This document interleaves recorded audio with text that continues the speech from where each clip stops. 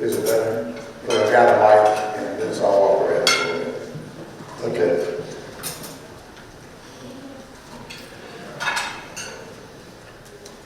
Somehow, in a short matter of time, I've lost the clicker. Hey, Mark, is it right beside you? Yep. So today I'm going to talk about disruption of payments. I've got 10 minutes, I've got 4 slides, and I've got a beautiful assistant. Thank you, Mark. We're ready today. I'm going to take you through a short history lesson. I've lived through a lot of this. I've been in payments forever, and it's just going to be like a 7th grade history class. So let's start. Let's see how it goes. All right, payments. And I've got to do everything here. Payments today are nearly frictionless if you think about it. It's so easy to do a payment today. We think about embedded applications. The easiest one that I always talk about is Uber. You know, you saw Vlad Sadowski yesterday talk about embedded finance and banking as a service in his business model as a business acquirer. So things are becoming easier. I think about the first payments, and you can all remember cartoons of in the Stone Ages, a big guy carrying a boulder or carrying something into a merchant and putting it down on the table and trading it for goods or services. And barter was the first type of payments. And then it was replaced by cash of all sizes, all types, all denominations. And there's a typo on the slide. The first point of sale credit was really store issued credit. And I think about when I was a kid, we had a store out in the country in a farming area, and we sold groceries, gasoline, fuel, fertilizer to the farmers in the community. And we were in effect their bank, and we carried their credit all year long from planting time to harvest.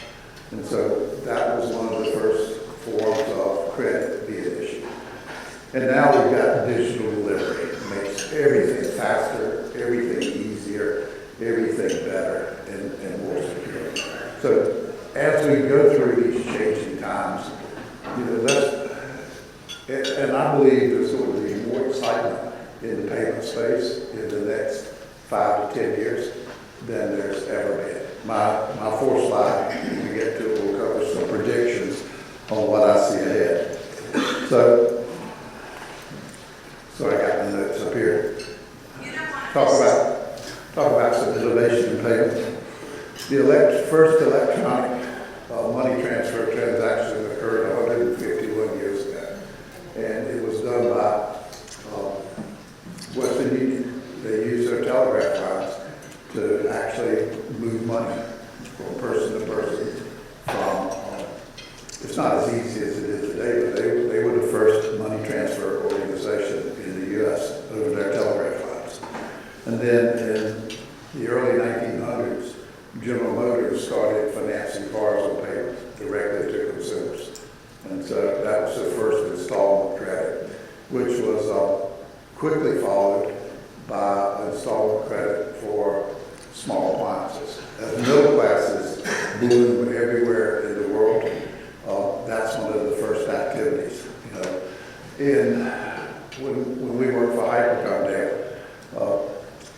I traveled all through Eastern Europe a lot, and as the Iron Curtain fell, and as countries tried to create middle classes, because in a lot of these small countries there were only the rich, the ruling class, and the very poor. And they figured out after the collapse of the Soviet Empire that they needed to create voters, create wealth in the community at the middle income level. And that's what they did by selling appliances. You know, people didn't have washing machines, things that we take for granted. And then in the 50s, Diners Club came along as the first dining card or credit card. And it was built for 27 restaurants in New York City. If you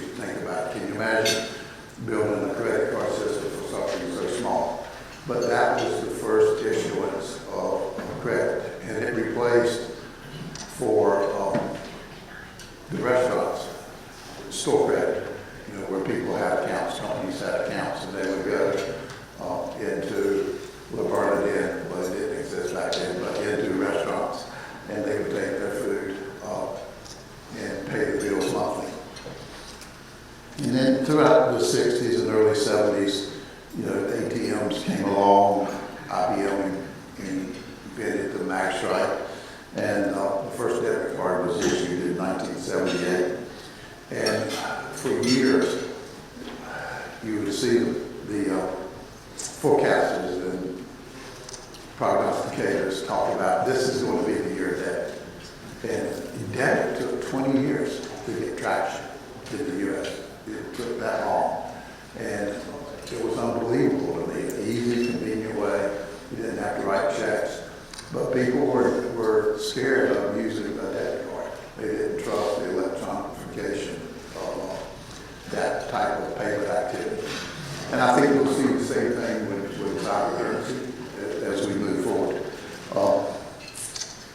And during the 70s, electronic payment terminals were the first to come around.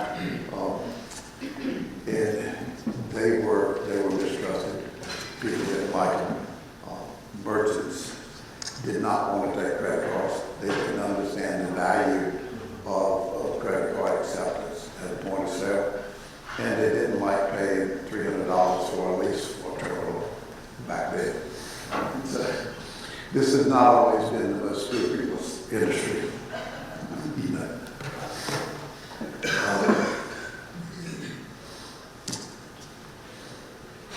Electronic commerce began in, let's see, I guess it would help if I would do this. Okay, so to finish on the online, talk about online payments. The first electronic transaction that was an online transaction occurred at a Pizza Hut. And back then, we called all electronic transactions, and Marcus, you'll notice, what was the category for mail order, telephone order, remember? Yeah, that was the category for all electronic transactions. They were known as MOTOs in the early days. And then in 1997, ExxonMobil created the Speed Pass. And I don't know if any of you in here had a Speed Pass or had one. But it was very convenient to pull up to an Exxon station, take your keys, hold the fob up to the pump, and it recognized who you were, you got your gas, and you went on your way. And then in the early 2000s, late 90s and early 2000s, some very interesting changes that came to bear fruit later on.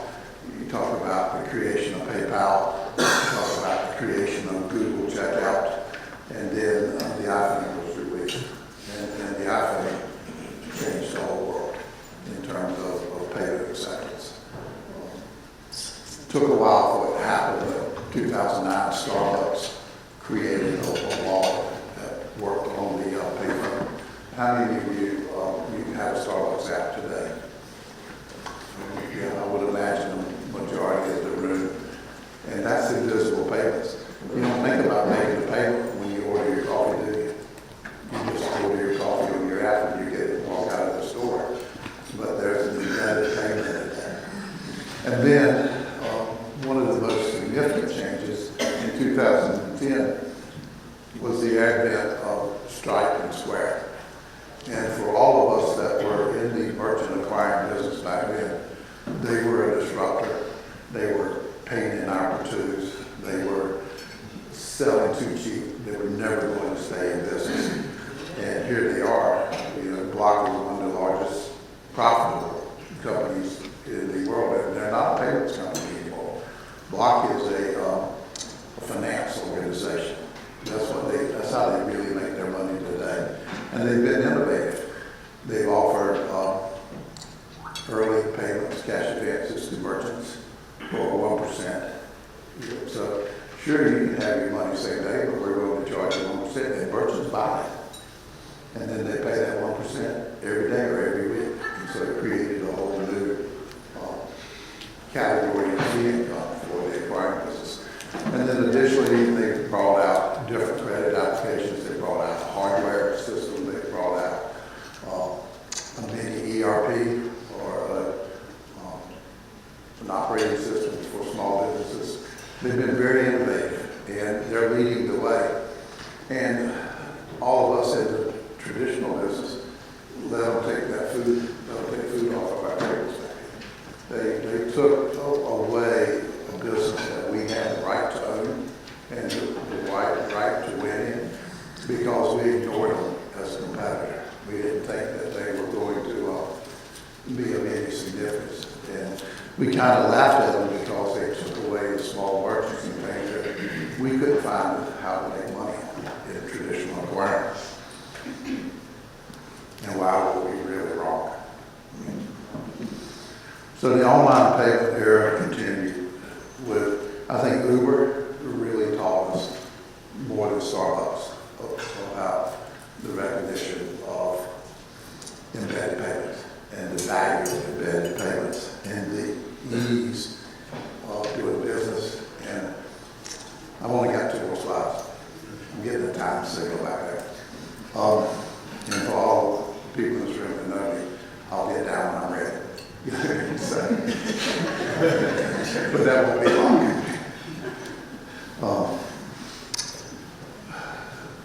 Google and Apple created their wallets 10 years ago, 20 years ago, or 10 years ago.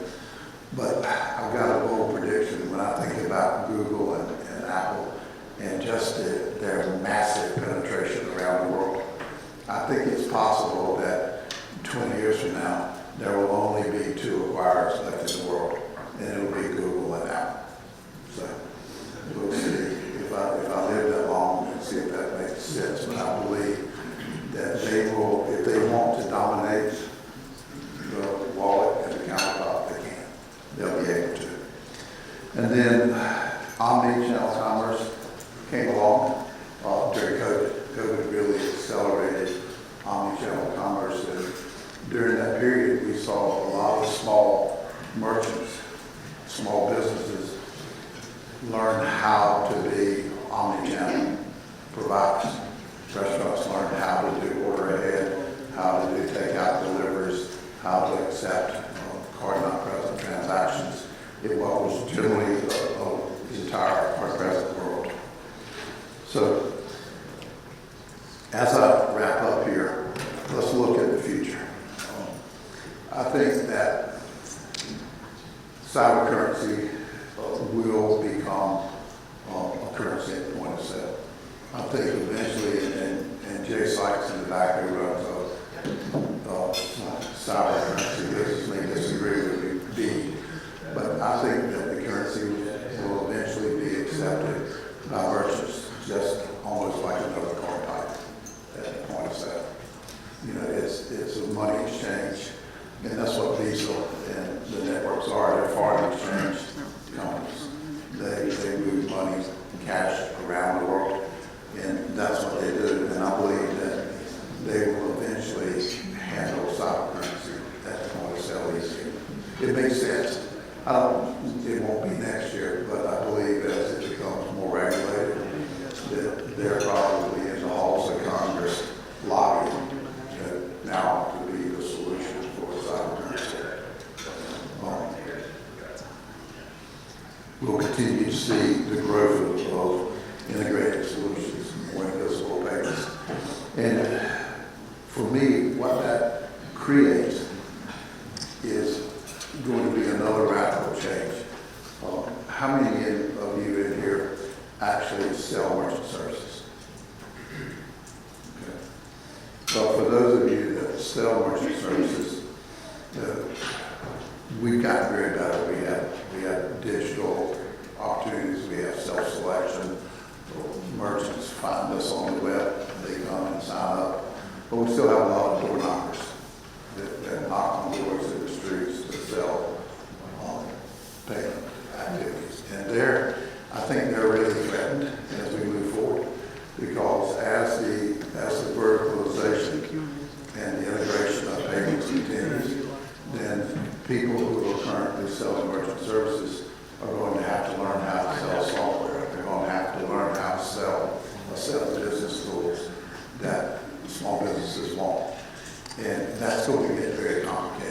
Selling merchant services and cash discount in today's world is fairly easy, but merchants are going to want more solutions, and they're going to want their business to run easier and faster and frictionless, and it can. But we'll have to change how we address the markets.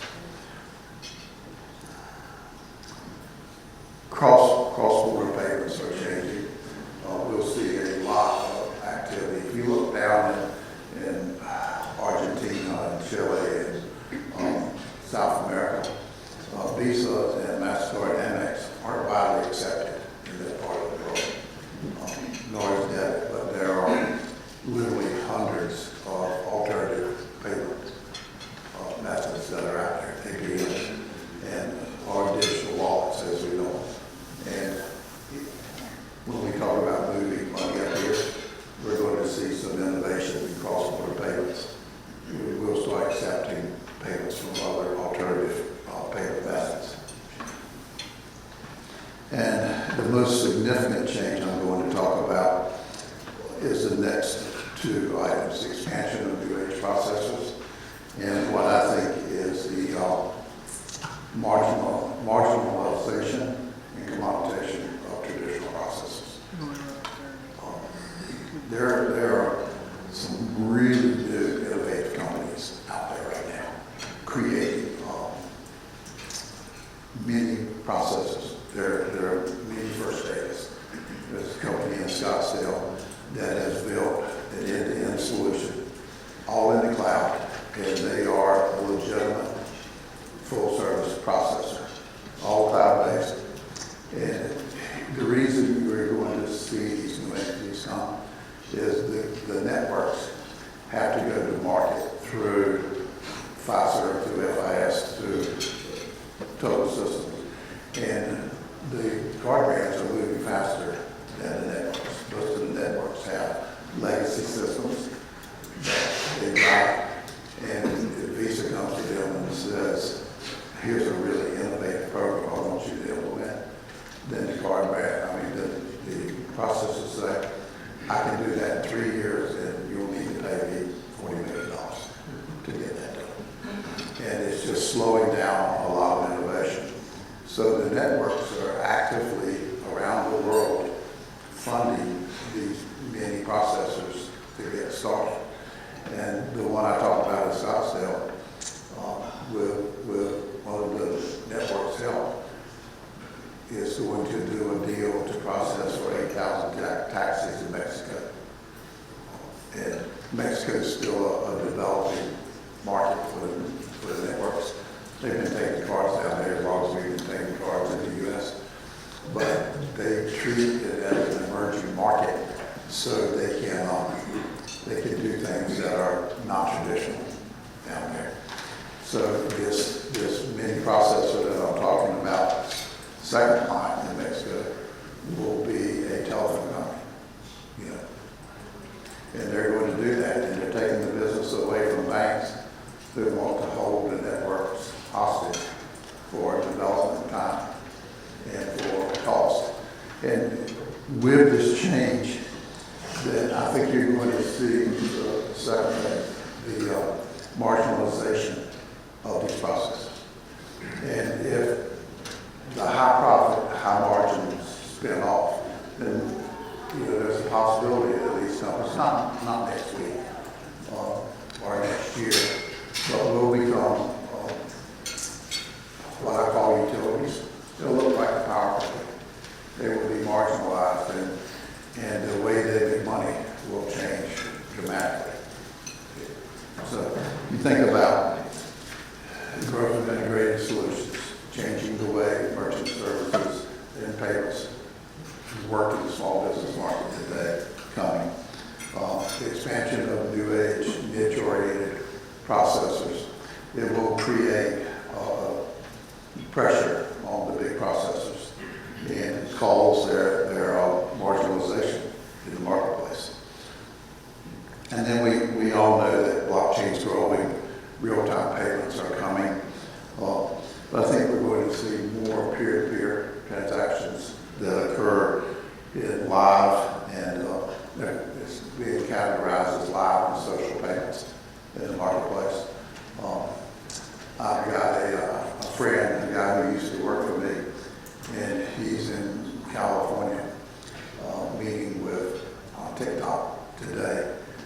talk about being their embedded payments partner in that process. TikTok's going to make a big push into commerce and offering other solutions and services, much like Facebook has done to its and Instagram to its target market. So I guess it'll give our legislators a lot more to worry about TikTok's dominance, but it's real. And then the last thing I want to talk about is something very, very interesting to me, and it's the rise of biometrics again. And Dale, we tried biometrics at Hackathon, you know, and it didn't work at the time, but it's coming now. Those of you that use Clear, you could use your biometrics when you go and get on and off airplanes or through airports. The autonomous shopping is going to grow. There's a guy that will speak a little later on today, Owen Newport, who runs a company called Payfields. And it's an EMB technology based in the cloud. So if you think about kernels riding in the cloud and not in hardware themselves, it's a really interesting solution. But part of their program will be autonomous shopping for stadiums, for large events. You know, when you go to a Braves game here in town and you wait in line 10 minutes to get a beer or a hot dog or a soda, there are elevating stadiums now to have rooms where you walk into and it looks like a cafeteria where you have your beer and hot dogs and sodas in one area.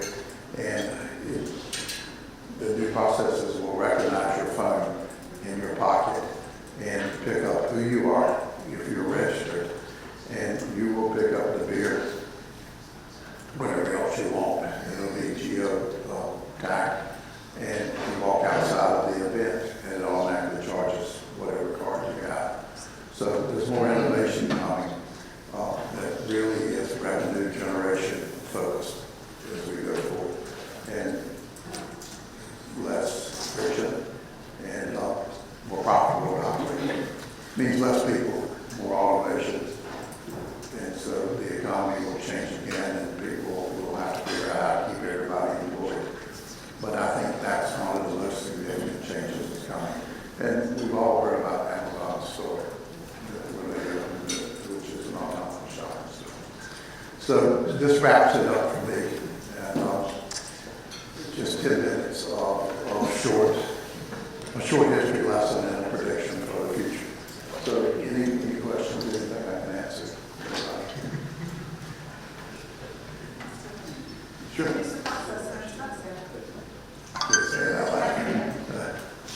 But he's just one of many being that are coming to market, you know, in the near future. So, okay.